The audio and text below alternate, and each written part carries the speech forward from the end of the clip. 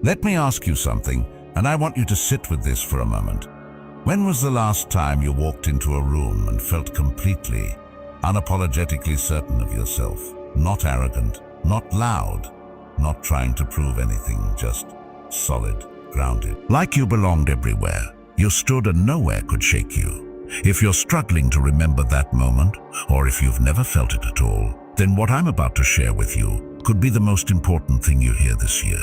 Because here's the truth that most men are never told. The men you admire most, the ones who carry themselves with quiet power, who speak with calm authority, who seem unmoved by the chaos around them, they weren't born that way. They weren't handed that confidence at birth. They built it deliberately and according to principles that are over 2,000 years old. And today you're going to learn exactly how they did it.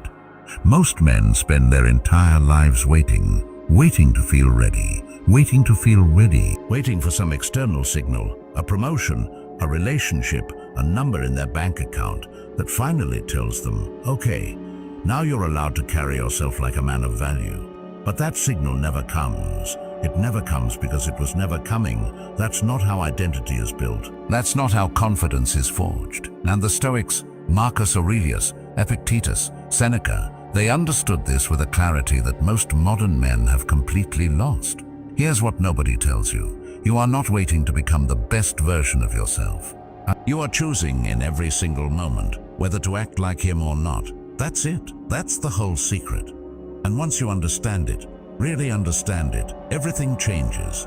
Think about the man you want to become. Picture him clearly. How does he stand? How does he speak? How does he respond when life hits him hard? Does he collapse under pressure, or does he breathe, recalibrate, and move forward anyway? Does he make excuses, or does he take ownership? Does he drift through his days reactively, or does he live with intention and purpose? Now here's the question that should stop you cold. What is the difference between that man and you, right now, today? I'll tell you. The only real difference is behavior. The choices made before anyone's watching. The standard held when it would be easier to let it slip. The identity claimed before it's been fully earned. And that is precisely what Stoic philosophy teaches. Not wishful thinking, not toxic positivity, not some motivational poster nonsense about believing in yourself. No. Stoicism is a warrior's philosophy. It is a manual for building a man who cannot be broken.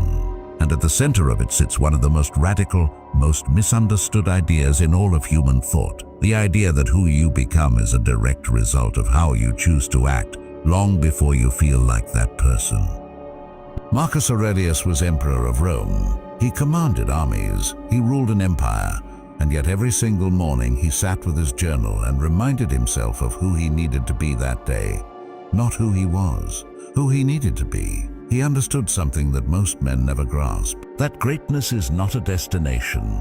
It is a daily practice, a daily decision, a standard you hold yourself to not because the world is watching, but because you are watching, because your character is watching. Because every action you take is either building the man you want to become or quietly tearing him down. Now I want to address something directly, because I know some of you are already feeling resistance right now. You might be thinking, this sounds like pretending, this sounds like faking it. And I understand that. I really do. Because we live in a world that tells men to be real, to be authentic, to just be yourself. And that sounds good. But here's what nobody expects. If your current self is stuck, anxious, undisciplined, and reactive, being yourself is keeping you trapped. The Stoics didn't tell men to stay who they were. They told men to become who they were capable of being. And that gap between who you are and who you're capable of being is crossed not through wishing, but through acting. Acting as if you are the man you're becoming. Before the results show up, before the world acknowledges it, before you feel completely ready. This is not about arrogance. Let me be crystal clear about that. Acting like the best version of yourself has nothing to do with ego. The man with the biggest ego in the room is usually the most insecure. Real confidence is quiet. Real power is calm. What we're talking about is something deeper. It's alignment. It's the alignment between your highest values and your daily behavior. Between the man you say you want to be and the man you're actually showing up as every day in the small moments nobody sees. And that alignment, that commitment to living up to your own standard, is what the Stoics called arete, excellence. not perfection, excellence. The relentless daily pursuit of being better than you were yesterday in every area that matters. Your discipline, your relationships, your work, your health, your mind. So here is the transformation that this video is offering you. By the time we're done here, you're going to understand a framework drawn directly from Stoic philosophy that will show you exactly how to start closing that gap, how to stop waiting and start becoming. How to carry yourself with the kind of confidence that doesn't need to be loud because it's rooted in something real. How to face your weaknesses without shame. How to handle failure without falling apart. How to become the kind of man who doesn't just talk about the person he wants to be but lives it every single day. The Stoics built an entire way of life around this, and it worked. It produced some of the greatest, most disciplined, most respected men in human history. Men who led armies and empires. Men who survived slavery and exile. Men who faced death with calm and dignity. If their philosophy could carry them through that, it can absolutely carry you through whatever you're facing right now. Are you ready? Because what comes next is going to challenge you. And if you let it, it's going to change you. Let's begin. There's a story about Epictetus that most people never hear. He wasn't born into power. He wasn't a philosopher sitting comfortably in some marble hall, theorizing about strength from a place of comfort and privilege. Epictetus was a slave. He was owned. His body was controlled by another man. There was a famous account where his master twisted his leg as a demonstration of power, and Epictetus, calm as still water, simply said, "You're going to break it." And when it broke, he said, "Did I not tell you?" No screaming, no begging, no collapse. Just a man so deeply rooted in his own identity, in who he had decided to be on the inside, that even physical pain couldn't shake what lived within him. Now sit with that for a moment. Here was a man with no freedom, no property, no status, no rights, and yet he was more powerful than most men who have ever lived, because he understood something that takes most men a lifetime to grasp. Your identity is not given to you by your circumstance. Your identity is forged by the standard you hold yourself to, regardless of circumstances, and the moment you truly internalize that, the excuses dissolve. The waiting ends. The becoming begins. This is the first great principle drawn from Stoic philosophy that we need to understand deeply, not just intellectually. Anyone can nod along to an idea. I'm talking about understanding it in your bones, in your behavior, in the quiet moments of your day when no one is watching and the easier choice is right in front of you. The principle is this: identity is not a feat. Identity is a practice. Most men have it completely backwards. They think confidence comes first, and then behavior follows. They think once I feel ready, I'll start carrying myself differently. Once I feel disciplined, I'll start making better choices. And once I feel worthy, I'll pursue the things that matter to me. But that's exactly the wrong order. That is the thinking of a man who will spend his entire life waiting for a feeling that only arrives through action. The Stoics had a fundamentally different understanding of human nature. They believed that character, who you actually are, is shaped by what you repeatedly do. Not what you think about doing, not what you plan to do eventually. What you do today, right now, in the next hour. Seneca wrote about this with a directness that still cuts through centuries of noise. He understood that time is the one resource no man gets back, and that how you spend your days is how you spend your life. Every day you delay becoming the man you're capable of being is a day that shapes your character in the opposite direction. Inaction is not neutral. Hesitation is not safe. Every time you choose comfort over growth, you are practicing comfort. Every time you avoid the hard conversation, you are practicing avoidance. Every time you hit snooze instead of rising with purpose, you are practicing weakness. And what you practice, you become. Let that land. Now flip it. Every time you do the hard thing when it would be easier not to, you are practicing strength. Every time you hold your standard when no one would blame you for letting it slip, you are practicing discipline.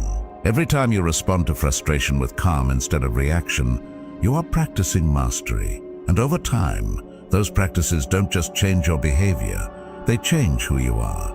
They rewire your self-image. They build the kind of identity that doesn't waver when life gets difficult because it was built in difficulty. Think about a man learning to fight. The first time he walks into a gym, he doesn't feel like a fighter. He's awkward, unsure, probably getting hit more than he's landing. But here's what's happening beneath the surface. Every session, every rep, every round he survives, he is teaching his nervous system, his psychology, his identity something new. He is proving to himself through action who he is becoming. 6 months later, he doesn't just fight better. He carries himself differently. He walks into rooms differently. He responds to confrontation differently. Not because someone gave him a certificate, not because he suddenly felt confident one morning, but because he practiced a standard so consistently that it became him. That is exactly how acting like the best version of yourself works, and it applies to every dimension of your life. Let's take relationships as the first example, because this is where most men are quietly suffering without admitting it. Ask yourself honestly, are you showing up in your relationships the way the best version of you would show up? Are you present or are you distracted? Are you patient or are you reactive? Are you the kind of man your partner, your children, your closest friends can lean on? Or are you someone they've learned to work around? Most men don't ask themselves these questions because the honest answers are uncomfortable. But discomfort is exactly where growth lives. The Stoics didn't run from difficult self-examination. They ran toward it. Marcus Aurelius filled his private journal, his meditations, with brutally honest assessments of where he was falling short. The most powerful man in the world held himself accountable in private, not for the world to see, but because he genuinely cared about the quality of his character. So what would the best version of you do in your most important relationships? How would he listen? How would he listen? How would he lead? How would he love, not in the soft passive sense, but in the strong present, intentional sense that actually holds things together when they get hard? Start practicing that today, not when you feel ready, today. Now let's talk about your body, because this is another area where the Stoic principle of practiced identity cuts straight through the excuses. Your physical condition is not just a health issue. It is a statement about the standard you hold for yourself. The Stoics understood that the discipline required to care for your body properly bleeds directly into every other area of life. A man who cannot govern his appetite, his sleep, his movement, a man who cannot maintain the most basic level of physical self-respect will struggle to govern his mind, his emotions, and his ambitions. This doesn't mean you need to be perfect. It means you need to ask yourself the right question. If you genuinely believed you were capable of being in the best shape of your life, how would you eat tomorrow morning? What would you do with the next hour? What habit would you stop tolerating in yourself? The Stoic path is not about extreme measures. It is about intentional ones. Small, consistent, deliberate choices that accumulate over months and years into a man who looks, moves, and feels like someone who respects himself deeply. And here is the psychological truth that makes all of this work. When you begin acting according to a higher standard, even before you fully become that standard, something shifts internally. Psychologists call it behavioral activation. The Stoics called it living in accordance with nature, your highest nature. When your actions align with the man you want to be, your brain begins updating its story about who you are. The self-image changes, the internal narrative changes, and that changed narrative fuels more aligned behavior, which changes the narrative further. It is a cycle, but it only starts in one place. Action. Deliberate, intentional action taken before you feel completely ready. That is the truth the Stoics live by. And it is the truth that, if you choose to apply it, will begin remaking you from the inside out. One practice choice at a time. There's a moment that every man eventually faces. It doesn't always arrive dramatically. Sometimes it comes quietly at 2 in the morning when the house is silent and you're lying in the dark staring at the ceiling. Sometimes it arrives in the middle of an argument you've had 100 times before. Sometimes it shows up in the mirror, not in how you look, but in your eyes, in that hollow recognition that the gap between who you are and who you said you'd be has been growing wider, not narrower, for longer than you want to admit. That moment is not your enemy. That moment is the beginning, but only if you have the courage to stay in it instead of running from it. One of the most seductive lies that men tell themselves is this: That real confidence means never doubting yourself. That strength means having no weaknesses. That the path to becoming your best self is paved with relentless positivity and a refusal to acknowledge where you're falling short. It sounds good. It sells courses and motivational posters, but it is absolutely fundamentally wrong, and the Stoics would have called it out immediately. Real strength is not the absence of weakness. Real strength is the willingness to look directly at your weakness, name it clearly, and then do the hard work of addressing it. That is what separates the man who grows from the man who stagnates while telling everyone and himself that he's fine. Marcus Aurelius understood this at a level that most modern men never reach. Here was a man at the absolute pinnacle of worldly power, Emperor of Rome, commander of the greatest military force on earth. He could have spent his private journals celebrating his victories, his influence, his legacy. Instead, he used them to hold himself accountable. He wrote about his impatience, his vanity, the places where he had been weak or reactive, or less than the standard he demanded of himself. He did not write those things for publication. He wrote them because he believed that honest self-examination was not a sign of weakness. It was the foundation of genuine strength. Think about that. The most powerful man in the Roman Empire sat alone and wrote about where he was failing himself, not to spiral into shame, not to collapse into self-pity, but to see clearly so he could correct deliberately. That is the Stoic approach to self-awareness, and it is one of the most powerful tools available to any man willing to use it honestly. Here is a hard question I want you to sit with. Where are you lying to yourself right now? Not to me, not to your friends or your partner or your colleagues. To yourself. What weakness have you been quietly avoiding? What pattern of behavior have you been justifying for so long that you've started to believe the justification? What is the thing you know, somewhere beneath all the noise and the distraction and the busyness, that you need to confront and haven't? Because here is what the Stoics knew that modern psychology is only now catching up to. The things you refuse to face don't disappear. They don't wait patiently in a corner, causing no harm. They grow. They spread. They show up in your relationships as unexplained anger or emotional unavailability. They show up in your work as procrastination disguised as strategy. They show up in your body as tension you can't seem to release. They show up in the quiet moments as a low-level anxiety that never fully goes away. Unexamined weakness does not shrink. It compounds, and the longer you avoid it, the more power you hand it over your life. Now let me tell you what facing your weakness actually looks like in practice. Because this is where most men misunderstand the process. Facing your weakness is not the same as being consumed by it. The Stoics did not believe in extended wallowing in self-criticism. They believed in what we might call clear-eyed honesty followed by immediate redirection toward improvement. You see it, you name it, you develop a plan to address it. I want to tell you about a man named James. He wasn't famous. He wasn't a philosopher or an emperor or a warrior. He was just a man who had built something, a business, a reputation, a life he was proud of, over the course of 12 years of grinding, sacrificing, and showing up when it would have been easier not to. And then, in the span of about 8 months, most of it collapsed. A failed partnership. A market shift he didn't see coming. Legal complications that drained his savings. By the end of it, he was 43 years old, starting over financially, trying to hold his marriage together, and waking up every morning to a version of his life that looked nothing like what he had built and believed in. And here is what James told me, 2 years after all of that, when he was rebuilding with a clarity and a groundedness he'd never had before. He said, "The failure didn't break me. What broke me was the story I was telling myself about the failure. The moment I changed the story, everything shifted." That is pure Stoicism, and it is one of the most practically powerful ideas in the entire philosophy. Because here is the reality that no one wants to accept until life forces them to. Failure is not optional.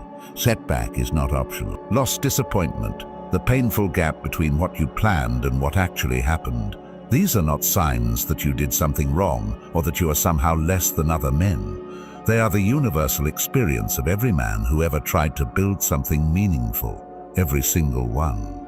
Without exception, Marcus Aurelius faced military defeats, the deaths of children, plague, betrayal from people he trusted, and the constant weight of an empire that demanded everything he had. Seneca lost his wealth, his influence, and ultimately his life at the order of the very emperor he had advised.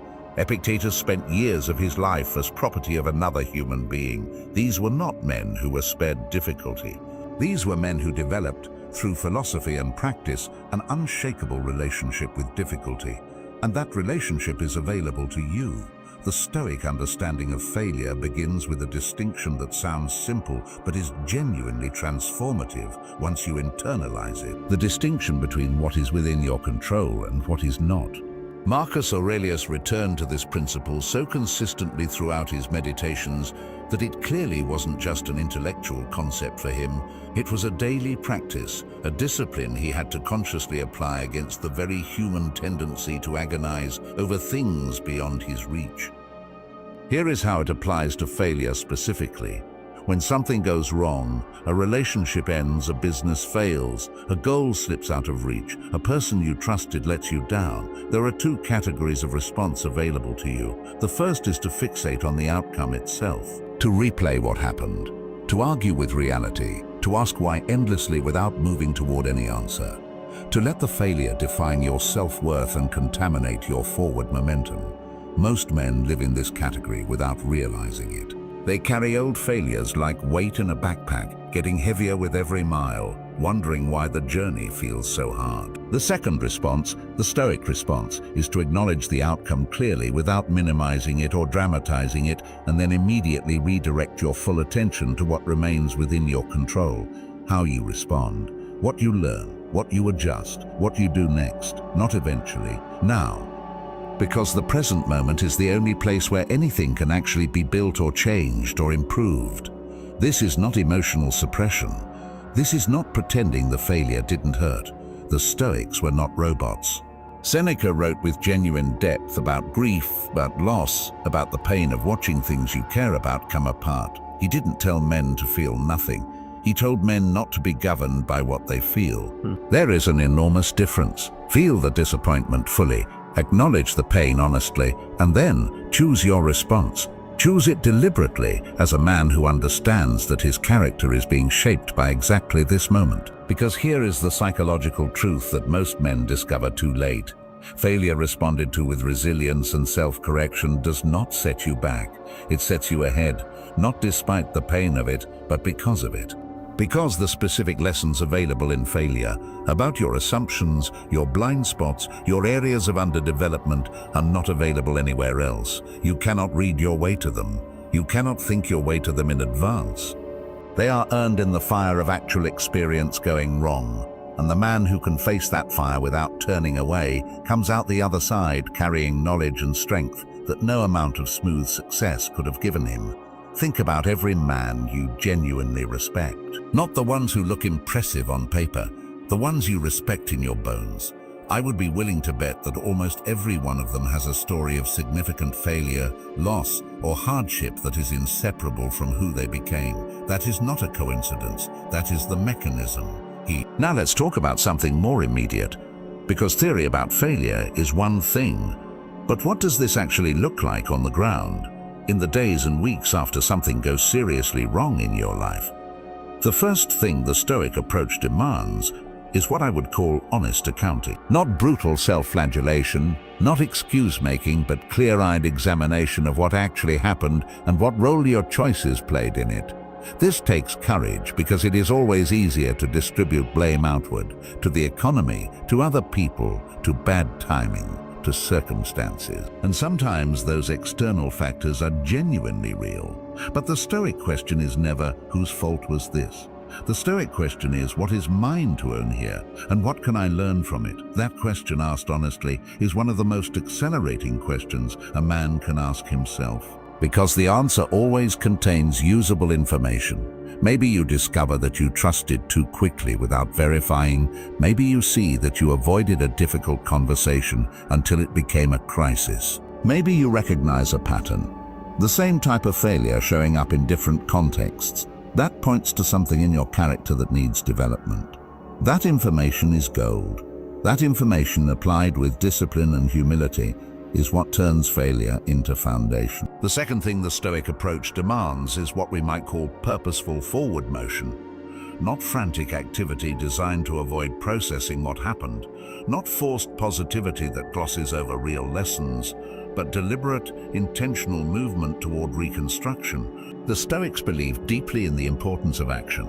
Not action as distraction, but action as expression of values. When a man who has suffered a significant setback asks himself, given where I am right now, what is the most aligned, most disciplined, most purposeful thing I can do today, and then does it, he is not just rebuilding his circumstances, he is rebuilding his identity.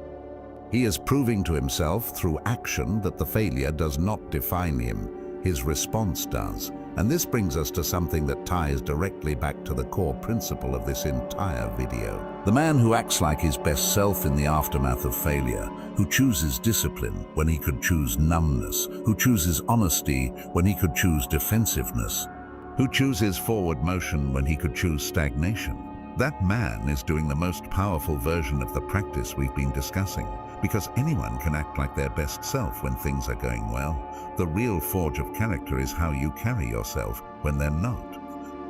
Let me also address something that sits quietly underneath all conversations about failure in men's lives, and that is the weight of other people's perception.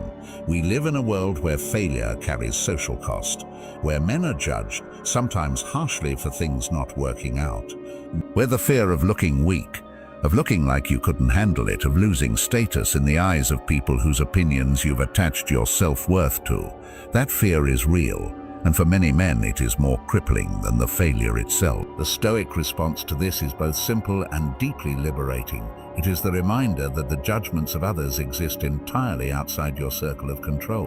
What people think of your failure, what they say, how they interpret it, none of that is yours to manage. The only thing that is yours is your character. How you face it, what you do with it, the integrity you maintain throughout it. A man who faces failure with honesty, accountability, and forward-moving discipline has nothing to be ashamed of, regardless of what the audience thinks.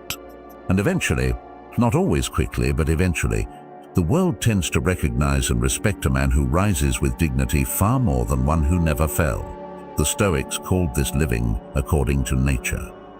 Living in alignment with your highest rational and moral capacity, regardless of external circumstances or external opinion. It is the most sustainable form of self-respect available because it depends on nothing outside yourself to sustain it. That is the kind of man failure cannot ultimately defeat, not because he never suffers it, but because he has built himself on a foundation that suffering cannot reach. There is a specific kind of morning that changes everything. Not a morning where everything goes perfectly, not a morning where you wake up feeling invincible and motivated and ready to conquer the world. Those mornings are easy. Anyone can show up on those mornings. I'm talking about a different kind of morning entirely. The morning after the hard week. The morning after the conversation that didn't go the way you hoped. The morning after the setback that reminded you how far you still have to go. The morning when the comfortable thing, the easy thing, the thing every tired part of you is screaming for, is to stay down, to pull the covers back over your head, to give yourself one more day before you start being the man you said you were going to be. What you do on that morning is who you are. Not who you are on your best day. Not who you are when the conditions are favorable and the momentum is with you and everything is working. Who you are on that morning, the one when nothing is pushing you forward except your own standard, your own character, your own commitment to the man you are building yourself into. That is the real measure, and the Stoics understood this with a depth that most modern philosophies never reach. Marcus Aurelius wrote his meditations as a daily practice of self-renewal. Every morning he returned to the same fundamental questions. Who do I need to be today? What does virtue require of me in the hours ahead? Where am I likely to fall short? And how will I prepare myself to meet that moment with strength rather than weakness? He didn't do this once and consider himself transformed. He did it every single day for years, because he understood that the man of excellence is not built in a single dramatic moment of decision. He is built in the accumulation of thousands of ordinary moments, handled with extraordinary intention. That is the final and perhaps most important principle in everything we've discussed today. Consistency, not intensity. Consistency. The modern world worships intensity.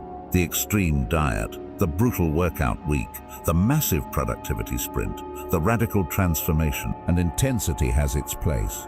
But intensity without consistency is just noise. It is the man who trains furiously for 2 weeks and then disappears from the gym for 2 months. It is the man who commits passionately to a new standard for a few days and then quietly drifts back to his old patterns when the excitement fades. It is fire without fuel, spectacular briefly, then gone. Consistency is different. Consistency is the man who shows up to the gym when he doesn't feel like it and does the work anyway. The man who has the honest conversation even when it's uncomfortable, because he has decided that integrity matters more than temporary ease. The man who reads, reflects, improves and holds his standard not in the grand moments but in the daily ones. The man who every single morning, regardless of how yesterday went, asks himself the question Marcus Aurelius asked himself: how will the best version of me show up today? That question is not rhetorical, it is operational. It is a compass, and it is available to you every morning for the rest of your life, completely free, requiring nothing except the willingness to ask it honestly and then act on the answer. Let me paint a picture for you. Not of some distant, idealized future, but of what your life actually looks like 6 months from now. If you take everything we've discussed today and apply it with genuine consistency, you wake up different. Not because your circumstances have magically transformed. Some of them may have, many of them will still be works in progress, but because your relationship with yourself has shifted. There is a groundedness to how you move through your morning that wasn't there before. A quiet sense of self-respect that comes not from what you've achieved, but from how you've been showing up. You've been keeping promises to yourself, small ones mostly, waking when you said you would, moving your body when you planned to, having the conversations you'd been avoiding, holding your standard in the moments that were hard, and those kept promises have been accumulating into something real, into a self-image that is no longer built on fantasy or wishful thinking, but on actual evidence of who you are becoming. Your relationships feel different too, not because the other people in your life have changed, but because you have. You are more present, more patient, more capable of staying grounded when someone near you is not. You've stopped outsourcing your emotional state to the behavior of others. You've started leading in the quiet, steady way that real leadership actually works. Not through dominance or control, but through the example of a man who has decided what he stands for and lives it visibly, consistently, without needing anyone's approval to sustain it. Your response to difficulty has changed. When something goes wrong, and things will still go wrong, that is the permanent condition of a life fully lived. You no longer spiral the way you once did. You feel it, you process it. And then something in you, something that has been built through months of practice and philosophy and honest self-examination, steadies itself and asks the right question. What is mind control here? What does this require of me? How does the man I am becoming respond to exactly this? And you respond from that place, not perfectly, but better, consistently better, and the people around you feel it. This is something the Stoics called sympathia, the recognition that we are not isolated individuals, but interconnected beings whose inner state radiates outward and affects everything it touches. When you raise your standard and hold it consistently, you don't just change yourself. You change the atmosphere around you. Your children sense a father who is present and purposeful. Your partner senses a man who is growing rather than drifting. Your colleagues and friends sense someone whose presence is stabilizing rather than draining. They never pretended that living with genuine discipline and integrity and self-awareness was a comfortable way to move through the world, but they promised something far more valuable than comfort. They promised that a man who commits to this path, who practices excellence daily, who faces his weaknesses honestly, who rises through failure with dignity, who holds his standard in the ordinary moments as fiercely as in the dramatic ones, that man builds something inside himself that cannot be taken, something that circumstances cannot touch. A character so grounded, so genuinely his own, that the inevitable storms of life pass over it without destroying it. That is the promise of Stoic philosophy. Not a perfect life, an unconquerable self, and it is available to you right now, not after you feel ready, not when the conditions improve, not when you've resolved all your doubts and addressed all your weaknesses and assembled all your resources. Now, with exactly what you have, in exactly the situation you're in, beginning with the very next choice you make. Ask yourself right now, before this video ends, what is the one thing the best version of me would do today that I have been putting off? What is the one standard I have been letting slip that needs to be reclaimed? What is the one honest conversation with myself or someone else that I have been avoiding? Find your answer and then do the thing. Not tomorrow, today, because today is all that has ever been available to any man who ever built something worth having. Today is where Marcus Aurelius built his character. Today is where Epictetus found his freedom. Today is where Seneca discovered that the examined life, however difficult, is the only life worth living. And today is where you begin. The man you are becoming is built in moments exactly like this one. In the decision to stay engaged when it's easier to disengage. In the commitment to hold your standard when everything around you makes lowering it seem reasonable. In the quiet, daily, unglamorous practice of showing up as the best version of yourself, not because the world is watching, not because someone is keeping score, but because you have decided that your character is worth the effort, that your life is worth the discipline. That the men who will be shaped by your example, your sons, your brothers, the younger men watching how you carry yourself, deserve a model worth following. This is your moment. Take it. If this video has spoken to something real in you, if something here has landed with the weight of truth, then do 3 things right now. First, subscribe to this channel because the work of becoming continues here and you will want to be part of it.